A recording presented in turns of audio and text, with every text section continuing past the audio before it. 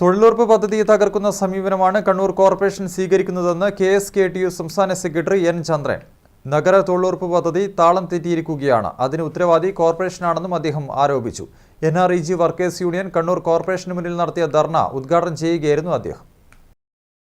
തൊഴിലുറപ്പ് പദ്ധതിയെ ഏറ്റവും ശ്രദ്ധയോടുകൂടിയാണ് സംസ്ഥാന സർക്കാർ കൈകാര്യം ചെയ്യുന്നതെന്ന് KSKTU സംസ്ഥാന സെക്രട്ടറി N. ചന്ദ്രൻ പറഞ്ഞു.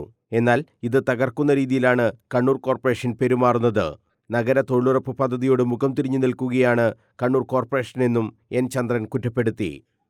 ഇപ്പോൾ ഓരോ സന്ദർഭങ്ങളിലും പുതിയ നിബന്ധനകളും മറ്റും എഴുതി ചേർക്കുകയാണ് ചെയ്യുന്നത്. ഒരു ഘട്ടത്തിൽ കേന്ദ്ര ഗവൺമെന്റ് പറഞ്ഞു എല്ലാവരുടെയും കൂലി ബാങ്കിലൂടെ മാത്രമാണ് നൽകാൻ പോകുന്നത്. അതിന് ആധാർ ലിങ്ക് ചെയ്യണം. തൊഴിൽ കാർഡും ആധാറും തമ്മിൽ ലിങ്ക് ചെയ്യണം. ഈ കാര്യം വന്നപ്പോൾ കേരളത്തിൽ വലിയ ബുദ്ധിമുട്ടുണ്ടായില്ല. കാരണം കേരളത്തിൽ ഏതാണ്ട് 99% പേർക്കും ആധാർ കാർഡ് ഉണ്ട്. പക്ഷേ ഇന്ത്യയിൽ എന്താണ് അവസ്ഥ? ഇന്ത്യയിൽ കോടിക്കണക്കിന് ആളുകൾക്ക് ഇപ്പോഴും ആധാർ കാർഡ് ഇല്ല. അതുകൊണ്ട് അവർക്ക് ലിങ്ക് ചെയ്യാൻ കഴിയുന്നില്ല. അതുകൊണ്ട് അവർക്ക് ഈ തൊഴിലുറപ്പ് പദ്ധതിയിൽ തുടരാനാവുന്നില്ല. അവരെല്ലാം ഈ പദ്ധതിയിൽ നിന്ന് പുറത്തെറിയപ്പെടുന്നു.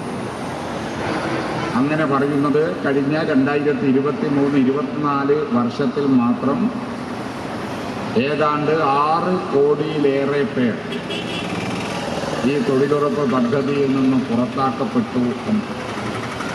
അയ്യങ്കാളി തൊഴിലുറപ്പ് പദ്ധതി കാര്യക്ഷമമാക്കുക, തൊഴിൽ നൽകുന്നതിൽ കോർപ്പറേഷൻ കാണിക്കുന്ന അലംഭാവം അവസാനിപ്പിക്കുക തുടങ്ങിയ ആവശ്യങ്ങൾ ഉന്നയിച്ച് NREG workers union Kannur corporation മുന്നിൽ നടത്തിയ ധർണ ഉദ്ഘാടനം ചെയ്ത് സംസാരിക്കുകയായിരുന്നു N. ചന്ദ്രൻ.